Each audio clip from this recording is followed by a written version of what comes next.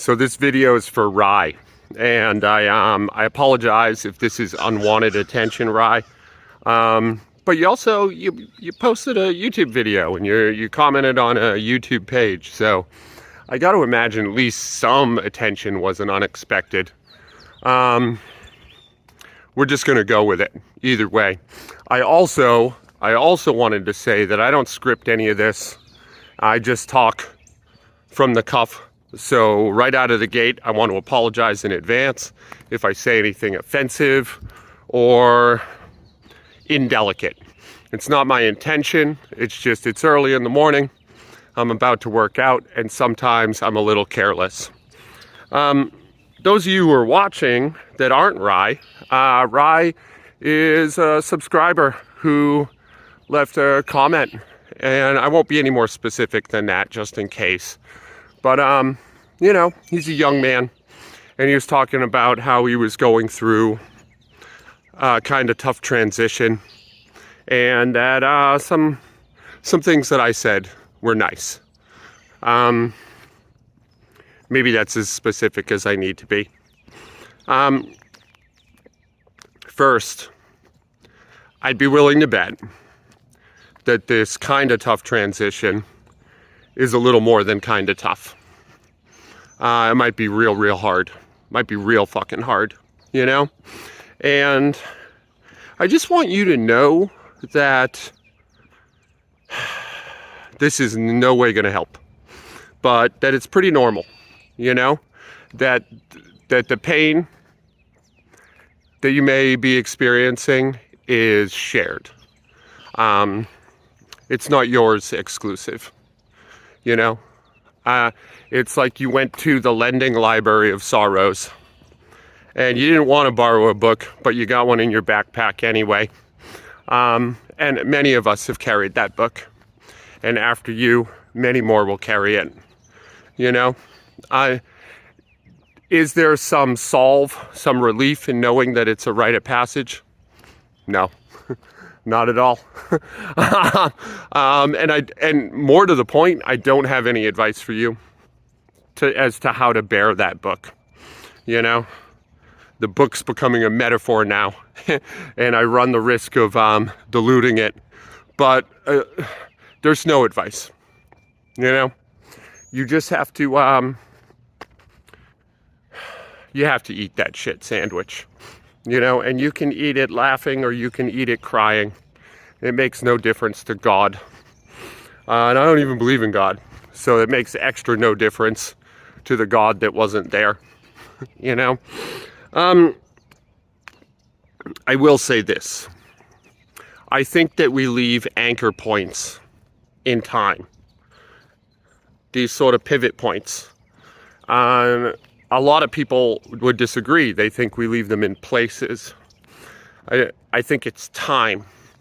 And near as I can tell, these anchors are rooted in strong feelings, you know? Sadness, anger, and love. You know, and like sadness and anger seem closely related, but I disagree with that. I think it's a triangle, and I think they're equally distant apart, you know? An equilateral triangle even. Good.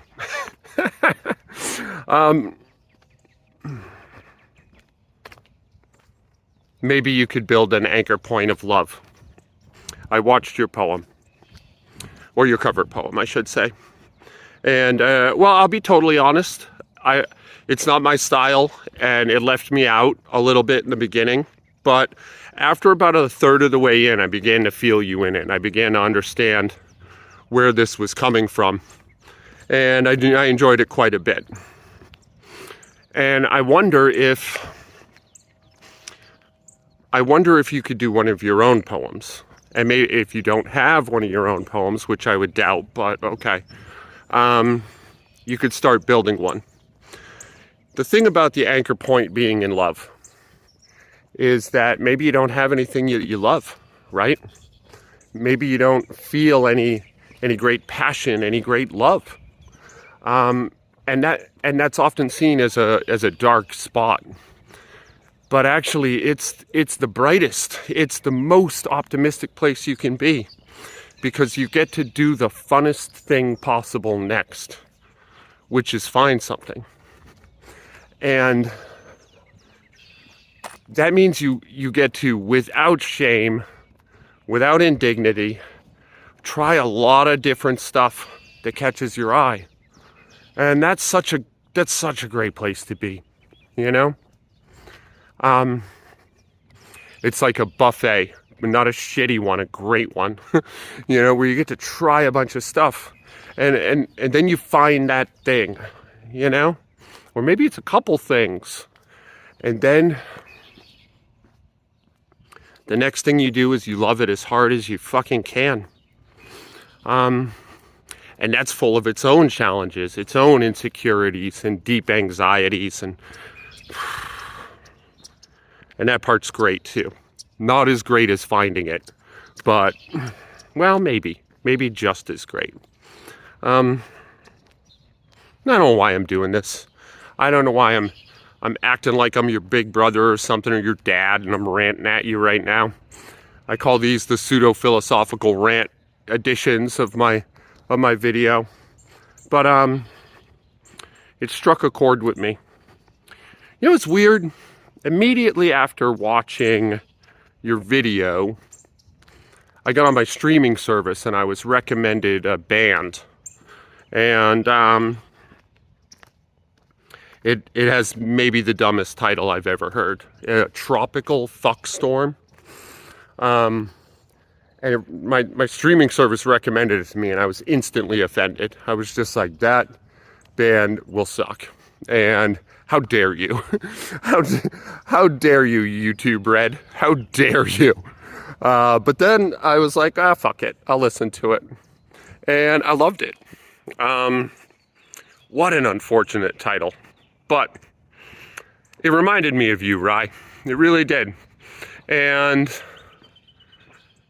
I know that might sound like a left-handed compliment in a little way, but if you care to, look up Tropical Fuck Storm and listen to the album Brain Drops. I'll write it below. I think you might like it. And if you don't, well, that's my bad. I wish you the best of luck, dude. You know? And I said I had no advice for you, and then I felt like I gave quite a bit. That's just part of getting old. You know? Like, so yeah, if none of that resonates with you, please just ignore it. And next I'm gonna squat.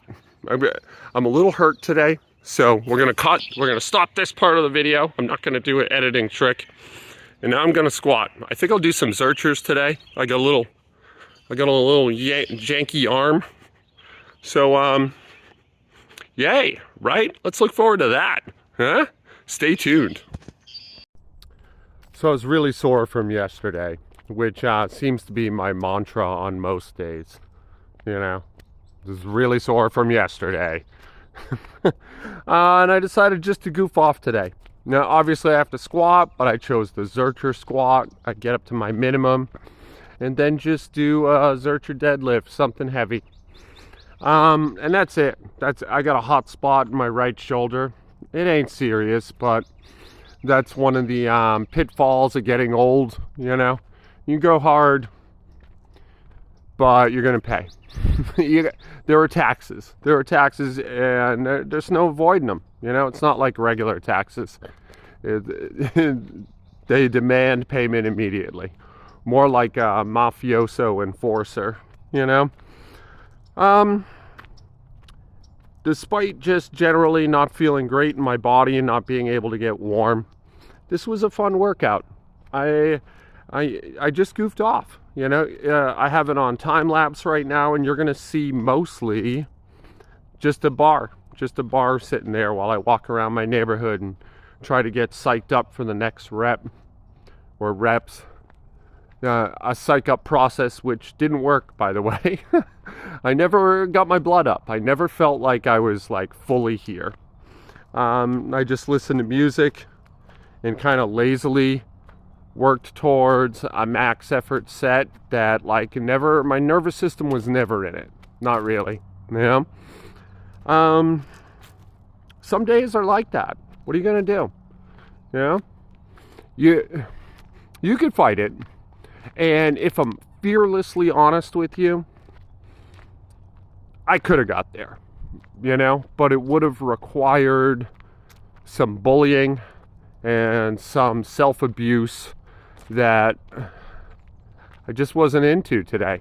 I just feel kind of slow, kind of sleepy. I've been working hard the last 10 days on my fitness, you know, not in life, which is a nice switch for me. And today I just didn't have it. I didn't have the magic, you know.